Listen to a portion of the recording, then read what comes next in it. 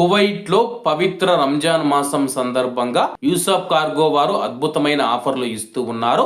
అలాగే మీరు మీ ఇంటికి పంపించే విలువైన వస్తువులను కువైట్లో ఎలా తూకం వేసి తీసుకుంటారో ఇండియాలో మీ ఇంటి దగ్గర కూడా అలాగే తూకం వేసి ఇస్తారు. ఎటువంటి ప్యాకింగ్ ఛార్జీలు లేవు, పోర్ట్ ట్యాక్స్, ఇన్సూరెన్స్, డాక్యుమెంటేషన్ ఛార్జీలు లేవు. మాలియా మరియు కైతాన్ ప్రాంతాలలో యూసఫ్ కార్గో ఉంది.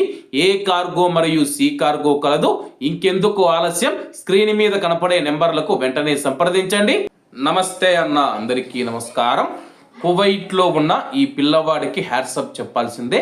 కువైట్లో పిల్లనాయాలు మనం చూసుకుంటే కానీ రోడ్ల మీద ఎవరైనా వెళుతూ ఉంటే వాటర్ బిల్లులతో విసిరి కొట్టడం, వాటర్ గన్లతో నీళ్లు కొట్టడం, అలాగే రాళ్ళు విసరడం, అలాగే ఎవరైనా బస్ స్టాప్లో ప్రవాసులు నిలబడుకొని ఉంటే వాళ్ళతో కర్రలతో మరియు రాళ్లతో దాడి చేసిన సందర్భాలు ఎన్నో ఉన్నాయి. కానీ ఈ యొక్క కువైటీ పిల్లవాడు ఎవరైతే ఉన్నారో ఇతడు చేసిన పనికి మనం చూసుకుంటే ప్రస్తుతం కువైట్ సోషల్ మీడియాలో వీడియో వైరల్ అయ్యింది. అలాగే ఈ యొక్క పిల్లవాడు ఏం చేశాడని చెప్పేసి నేను మీకు వివరంగా తెలియజేస్తాను.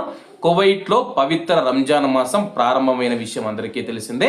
కువైట్లో ఉన్న ప్రజలందరూ భక్తి శ్రద్ధలతో ఉపవాసాలు ఉంటూ ఉన్నారు. అలాగే చాలా మంది కువైటీ ప్రజలు మనం చూసుకుంటే వాళ్ళకు ఆర్థిక స్తోమత ఉంటుంది కాబట్టి ఇఫ్తార్ను ఘనంగా నిర్వహించుకుంటారన్నమాట. అలాగే ఒక పిల్లవాడు ఎవరైతే ఉన్నారో భిన్నంగా ఆలోచించడం జరిగింది. కువైట్లో ఉన్న పేద ప్రవాసులు ఎవరైతే ముస్లింలు ఎవరైతే ఉన్నారో వాళ్ళకైతే ఇఫ్తారు విందును ఇవ్వాలని చెప్పేసి ఆలోచించుకున్నాడు అనమాట.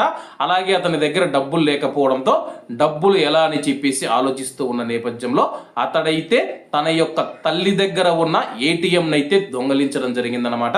ఆ యొక్క తల్లికి తెలియకుండా ఏటీఎం తీసుకొని ఏటీఎం సెంటర్ దగ్గరికి వెళ్ళి డబ్బులు డ్రా చేసేసి అలాగే 100 మందికి పైగా మనం చూసుకుంటే కానీ ప్రవాసులకు ఇఫ్తార్ విందును ఇవ్వాలని చెప్పేసి ఒక హోటల్ దగ్గరికి వెళ్ళి ఆ హోటల్లో అతడికి 14 సంవత్సరాల పిల్లవాడు అనమాట, మొత్తం ప్యాకింగ్ చేయించుకొని ఇఫ్తార్ విందు ఇవ్వాలని చెప్పేసి కువైట్లోని ప్రవాసులు ఉండే ప్రదేశానికి చేరుకొని అందరికీ ఇఫ్తార్ పంపిణీ చేస్తూ ఉండగా అతడి యొక్క బంధువులు తండ్రి అక్కడికి చేరుకోవడం జరిగింది. ఇఫ్తార్ విందు చేస్తూ ఉంటే అతన్ని బలవంతంగా కారులోకి ఎక్కిస్తే ఆ పిల్లవాడికి 14 సంవత్సరాలు ఉంటాయన్నమాట.